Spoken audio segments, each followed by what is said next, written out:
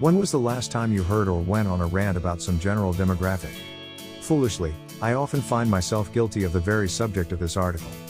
In fact, this short op-ed might come across as a bit of a rant, so, yes, this is a rant about ranting. I prefer to think of it as a challenge to a general demographic, namely Christians. Either way, it is perfectly biblical to challenge our brothers and sisters who reside within the fold to operate in a more Christ-like fashion.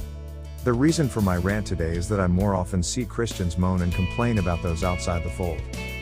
1 Corinthians 5:9-13 makes it pretty clear that we don't have any business judging those outside the church. I am continually surprised that so many Christians are surprised when non-believers live in a way that is consistent with non-belief.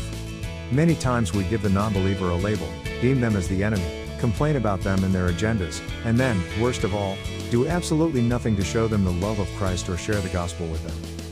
Some of these common targets of complaining, demeaning and all other manner of unwholesome sentiment include homosexuals, college students, the young, Democrats, liberals, etc. Well, should we always support those people and what they stand for? Of course not, but you should always love them. And what does your complaining accomplish? Nothing. In fact, it is worse than nothing. Continually smack-talking others, whether they are present or not, is counterproductive to advancing the kingdom. It fosters hostility toward those we are called to reach. We should ask ourselves two questions before whining about the outsiders. 1. Is this speech profitable to the kingdom? This sort of speech is actually very profitable monetarily speaking. Talk radio and cable news have made billions. 2. Have I actually put any effort into taking the gospel to the people about whom I am talking? If you can't answer either of those questions in the affirmative, especially question number 2, then what on earth do you have to complain about other than yourself? So, here are some more mostly rhetorical questions.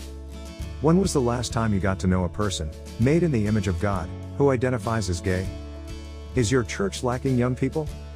When was the last time you had a deep conversation with a college student where you listened to understand the issues he or she is dealing with and then taken the time to help with them? And who among us can honestly say that they never convinced another human being to change their political vote because of a Facebook post? There might be a lot less to complain about if we would spend less effort in being offended and more into showing the love of Christ to a lost world. Stop complaining about people, especially if you aren't even trying to reach them. Rant over.